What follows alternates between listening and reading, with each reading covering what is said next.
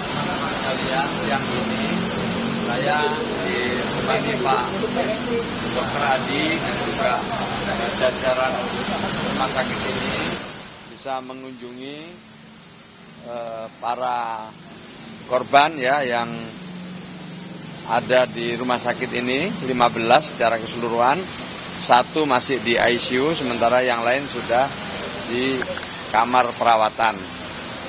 Saya lihat perkembangannya cukup bagus, ditangani dengan baik, profesional, dan saya harus katakan Pak, rumah sakitnya bagus. Mudah-mudahan penanganan yang baik ini nanti bisa segera membuat anak-anak kita yang ada di sini bisa segera sehat kembali. Tentu diperlukan penanganan medis lebih lanjut, nanti Pak Dr. Adi yang menjelaskan. Kami akan terus berkoordinasi dengan orang tua para korban untuk melakukan tindak lanjut, terutama nanti di rehabilitasi sosialnya. Kami memberikan dukungan-dukungan yang diperlukan, termasuk tentu dukungan-dukungan untuk perawatan maupun nanti untuk rehabilitasi dan selanjutnya pemberdayaan. Jadi kami berdialog dengan para orang tuanya, kami berdialog juga dengan pasien-pasiennya, dan alhamdulillah ya kami bisa mendengarkan apa yang mereka ceritakan dengan baik, dan mereka optimis untuk bisa segera sehat karena mendapatkan penanganan yang baik. Saya kira itu, teman-teman.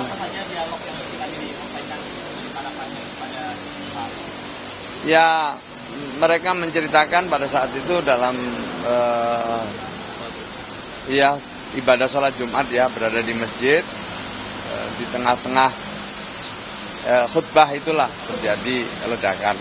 Mereka tentu belum bisa menceritakan secara detail karena rata-rata ya mungkin kaget dan kemudian menyelamatkan diri.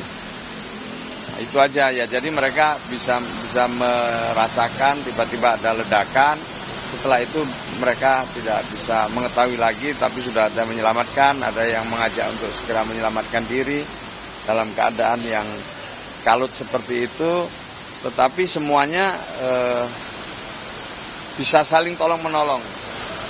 Tadi ada salah satu orang tua yang kebetulan rumahnya dekat di sana, dengar ledakan itu langsung datang dan kemudian juga mencari anaknya. Ya memang situasi agak kalut, tapi secara gotong royong bisa diatasi dengan baik. Itu yang tadi kami cerita. Saya lihat mudah-mudahan ya ada yang mungkin 2-3 hari lagi udah ada yang bisa pulang. Oh iya jelas. Jadi kalau bantuan pasti nanti diberikan baik oleh pemerintah daerah ya, Pak Gubernur kemarin juga sampaikan, kami dari Kementerian Sosial dengan indeks yang kami miliki tentu kita akan bantu, tetapi kita akan teruskan nanti pendampingan setelah berada di rumah, baik itu dalam bentuk trauma healing maupun rehabilitasi sosial dan pemberdayaan. Kondisinya kayak gimana tuh? Tergantung asesmennya, ya bisa sebulan, bisa 2 bulan, sesuai hasil asesmennya akan kita dampingi nanti. Orang tuanya akan kita ajak dialog, kemudian siswa-siswanya juga akan kita ajak bicara kebutuhan apa yang paling mendesak dan paling yang paling dibutuhkan itu. Jelas gratis itu, tapi nanti siapa yang membayar nanti kita diskusikan. Tapi itu pasti ada yang membayar. Pasti pemerintah akan membantu. Langkah selanjutnya akan apa ini? Kami dengan pendamping ya di sini, yang baju biru itu adalah pendamping kami yang akan menindaklanjuti, ya melakukan asesmen, kemudian ya memberikan dukungan yang diperlukan. Bantuan itu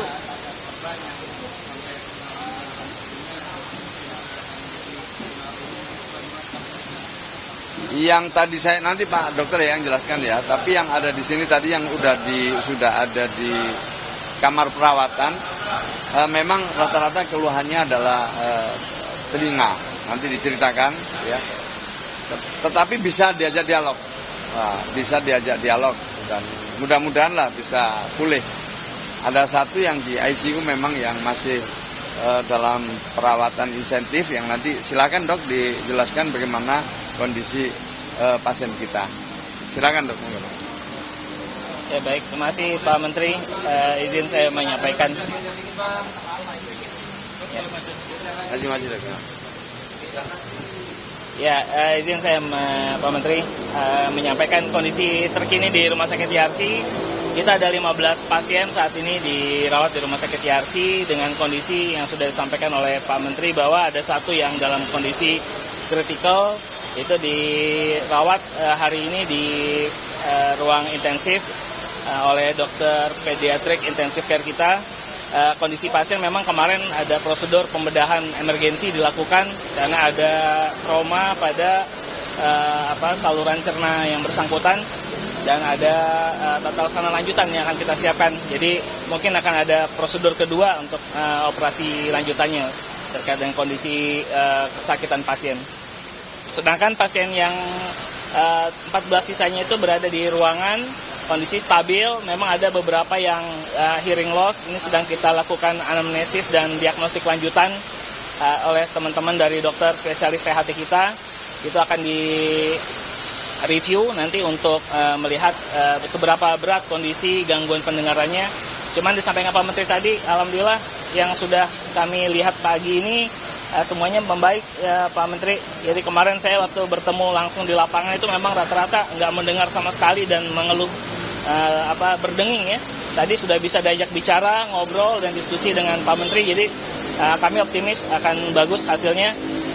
Memang ada 1-2 yang akan dilihat lebih lanjut yang memang perlu tata laksana lanjutan. Tapi secara umum jatuh ke tunarungu rasanya enggak ya.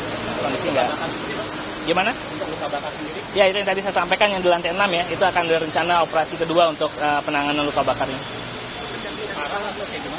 Gimana? Parah nggak luka bakarnya? Ya kategori luka bakarnya itu kemarin kita review itu cukup luas, sekitar 30%. Pasien masih sadar atau tidak? Masih dalam DPO, dalam pemberian obat, jadi ditidurkan. Oke, saya tambah sekali lagi terakhir saya tambahin bahwa dari kami tentu ada 3. Pertama perlindungan dan jaminan sosialnya. Maka termasuk dari soal biaya pengobatan segala macam pasti ini akan dibantu oleh pemerintah. Kemudian yang kedua nanti rehabilitasinya. Rehabilitasinya ada 2, rehabilitasi medis dan rehabilitasi sosial. Ya. Setelah itu yang ketiga nanti tentu dalam kerangka tindak lanjutnya adalah pemberdayaan. Mungkin ini akan disesuaikan dengan hasil asesmen. Saya kira itu ya.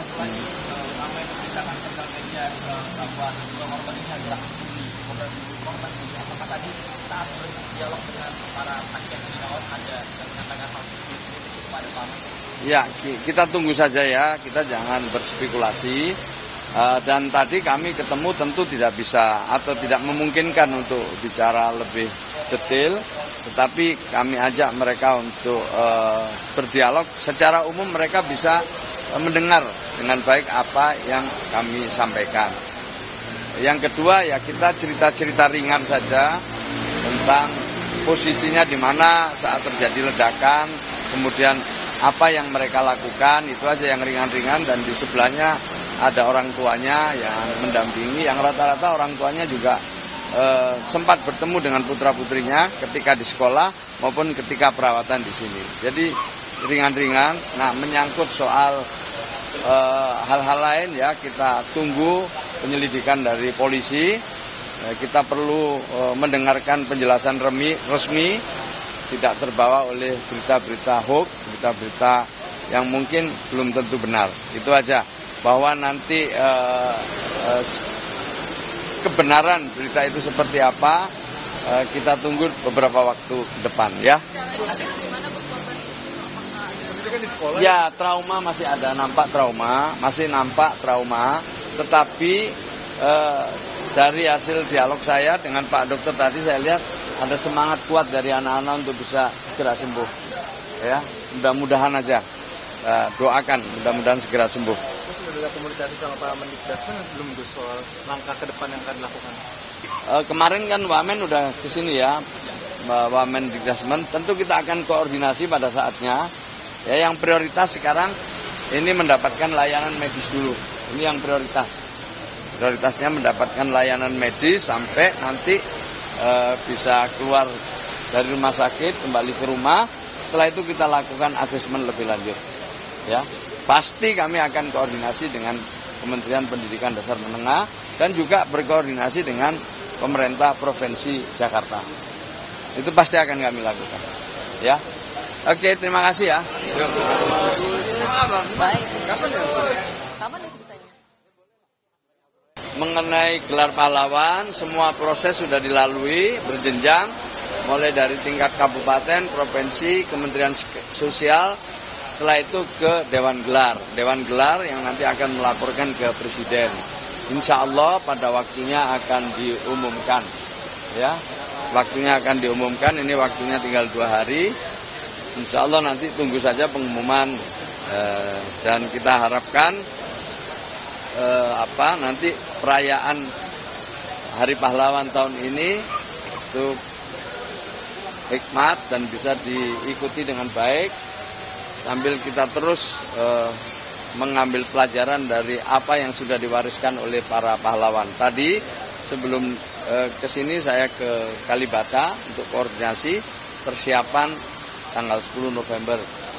Saya mohon doa restunya, mudah-mudahan berjalan dengan baik seluruh rangkaian Hari Pahlawan ini. Temanya pahlawanku, teladanku, terus bergerak melanjutkan perjuangan. Saya ngajak kepada seluruh masyarakat nanti tanggal 10 November jam 8.15 tepat sama-sama melakukan hening cipta dimanapun kita berada selama 60 detik untuk mengirim doa kepada seluruh pahlawan-pahlawan syuhada yang telah luar biasa mewariskan satu negara kepada kita semua. Dan sekarang kita mengisi dan melanjutkan sekaligus menyerahkan nanti pada generasi yang akan datang. Ya, latar belakangnya gimana, Gus? Latar belakang berasal dari mana saja gitu?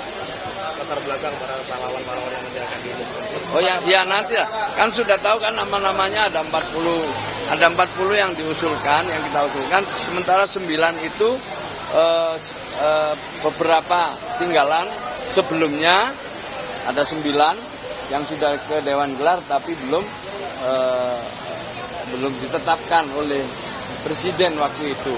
Sehingga secara keseluruhan ada 49. 49 itu ada beberapa nama, ya diantaranya tentu Presiden Soeharto, Presiden Gus Dur, ada Saifona Khalil Bangkalan, ada Kiai Bisri Sansuri, dan ada pejuang-pejuang lain dari berbagai provinsi. Nanti akan kita dengarkanlah pengumuman yang insya Allah akan kita ketahui secara bersama-sama. Ya, yang penting prosesnya sudah dilewati. Siapapun yang diputuskan nanti itu sudah tentu memenuhi syarat. Ya.